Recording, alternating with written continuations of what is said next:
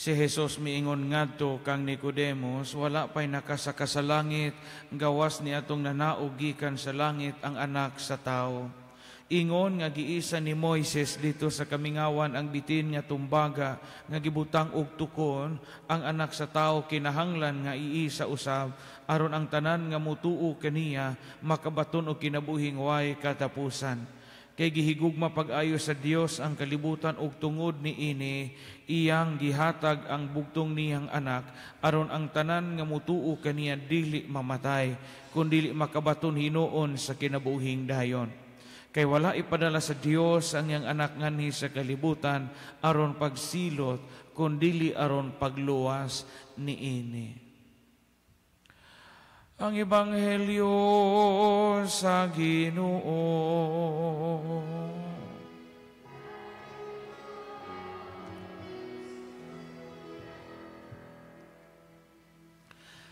Binati ko mga igsuon, mga parokyano, mga online viewers na ito nga nagsunod na ni atong misa, pinagi sa Facebook, sa lain-laing dapit sa kalibutan, mayong buntag kaniniyong tanan. Dakong piyesta karon sa simbahan, piyesta karon sa Santa Cruz de Exaltacion or the Feast of the Exaltation of the Cross. Ang sa simbahan o sa devotional life nato, duha man ka piyesta ang gipahinungdan o gipahinungod ngadto sa Santa Cruz. Naay Mayo 3 nga sa tradisyon matud pa ang gitawag og the finding of the true cross, ang pagkakaplag sa tinud nga cross sa inahan ni Constantine, ni Emperador Constantine nga si Reina Elena. Unya karon ang Santa Cruz Triumpho. Kadungog mo na mga tiguang, no? Yung pista sa Santa Cruz Triumpho, the triumph of the cross. Unsa man ang sentro sa itong pamalandong nining maong adlaw, nining Feast of the Santa Cruz, Exaltation of the Cross or Santa Cruz Triumpho. Atong pamalandungan karon ang gahom sa cross. Nga diin didto nagbitay ang atong Ginoong Hesukristo, didto siya namatay o didto siya miula sa iyang kinabuhi alang kanato.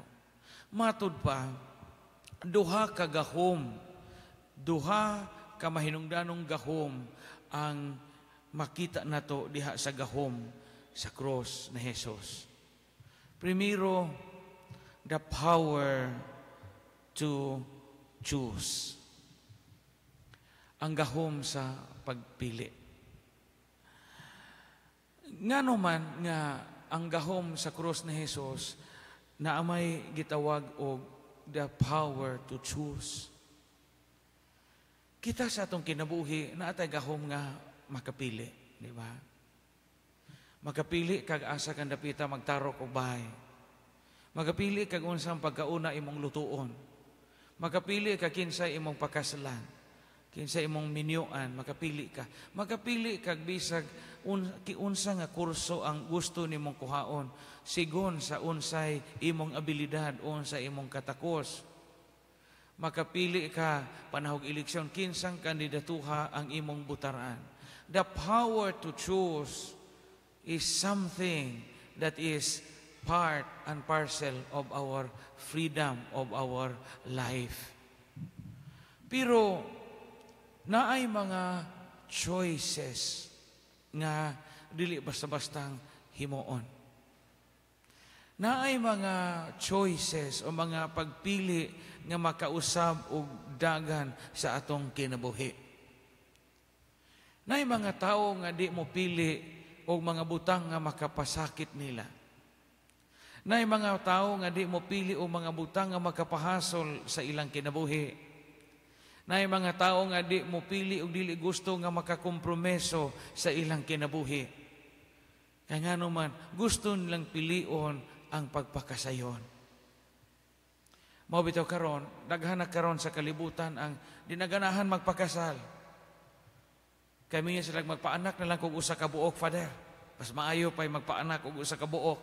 Kay sa matadya kag banang irresponsable o banang nga palahubog. Di nila ko magbinyo. Naiuban karon nga di na mo pili og mga sitwasyon nga makabulingit sila, makahugaw-hugaw o mahago ang ilang lawas kay lagi bikil sa ilang kinabuhi. O nga di na mo alima og tiguang. Ipanghanos na ng tiguang sa home for the aged. Di ko ganahan mo ilo, di na ko ganahan mo ilis og diaper, di na ko ganahan mo atiman og inahan, amahan nga nagkatai-tai. Mao nga adto na lang na sa home for the aged, mubayad ko bisag pila. Choice is very important.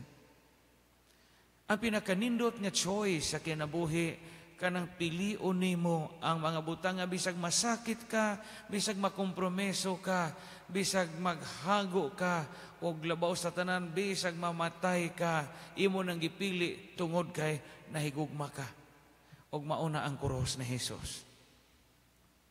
Mahimo ra man tang luwason sa Ginoo og dili siya magpakamatay sa krus kay Ginoo man siya, mabuhat man niya ang tanan.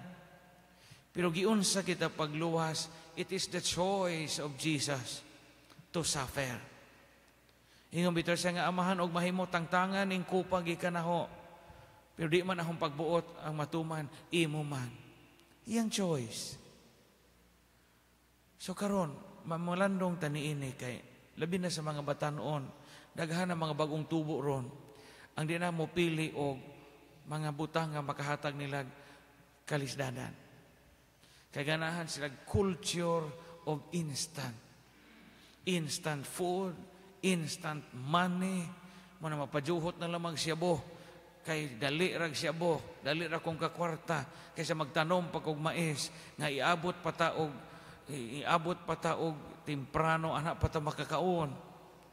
Daghan ang mga easy life, kay lagi og dili easy life, hago ang kinabuhi. Ikaduha o katapusan, ikaduhang power of the cross, gahom sa cross ni Jesus is the power to endure. Gahom sa paglahutay o pag-agwanta. Si Jesus, gikan nga siya gitaral sa hukmanan, hangtod nga siya gidakop, hangtod nga sa gilansa, gipapasan sa cross, paingon sa Golgota, paingon sa Kalbaryo, hangtod nga sa gilansang, naan niya ang paglahutay. Naan niya ang paglahutay. Ang kinabuhi, kinahanglan usab og paglahutay. Daghang mga butang nga nakapalansang nato, mga igsuon. Daghang mga butang nga nakapagapos nato, o daghang mga butang nga gipangpas-an nato aning kinabuhia. Atong mga sakit, atong diabetes, atong high blood, atong arthritis, atong problema sa pamilya, problema sa kwarta, problema sa relasyon, problema o mga bikil sa atong pagpanarbaho, mauni atong mga gipangpas-an adlaw-adlaw. Pero ang pangutana, parehas ba kita ni Jesus nga nakalakutay? There are two powers, great powers in the cross of Jesus. The power to choose between hayahay ug lisod, and the power to endure. Makalahutay ba ka kita diha sa itong pagpasan sa makalisdanan na ining kinabuhian? Muni ang itong pamalandungan nining piyesta sa Santa Cruz Triunfo. Pagpakan o hatagan nato sa pasidungog ang Dios nga nagbitay diha sa krus.